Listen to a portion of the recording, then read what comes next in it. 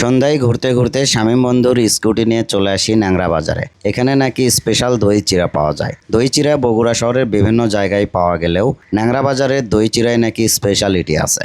এখানকার দই চিড়াতে কি স্পেশালিটি আছে সেটি দেখতে হলে অবশ্যই আপনাকে এইখানে খেতে আসতে হবে। প্রথমে ভেজা চিড়ার উপরে কিছু চিনি ছিটিয়ে তার মধ্যে কিছু কলার টুকরা কুচি করে দেওয়া হয়, তারপরে দেওয়া হয় কিছু আনারের দানা, এরপরে তার নিজস্ব স্পেশাল মশলা দ্বারা জাল করা দুধ দেওয়া হয় চিড়ার মধ্যে, তারপরে মেশানো হয় বগুড়ার সেই বিখ্যাত দই। হয়ে গেল স্পেশাল দই চিড়া। আর এই দই চিড়া খেতে হলে আপনার গুনতে হবে মাত্র 50 টাকা। এক বাটি দই চিড়ার দাম 50 টাকা। স্বাদ মোটামুটি ভালোই ছিল, তবে সবার কাছে স্বাদ একরকম নাও লাগতে পারে।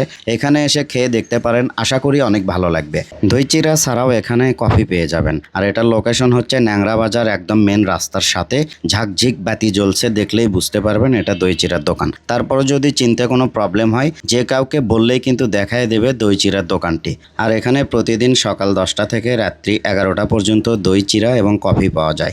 এইখানকার দই চিড়া আমার কাছে ভালোই লেগেছে। আর সবার মুখের স্বাদ একরকম না, তাই সবার কাছে যে ভালো লাগবে বিষয়টা সেই রকমও না। আর এইটা কোনো প্রমোশনাল ভিডিও না, সো যা সত্যি তাই বলছি। এখন যদি আপনাদের খেতে মন চায় তাহলে অবশ্যই আপনাদেরকে ন্যাংরা বাজারে আসতে হবে। ভিডিওটি কেমন লেগেছে তা কমেন্ট করে জানাবেন, ভালো লাগলে শেয়ার করতে পারেন। পুরো ভিডিওটি দেখার জন্য থ্যাংক ইউ সো মাচ।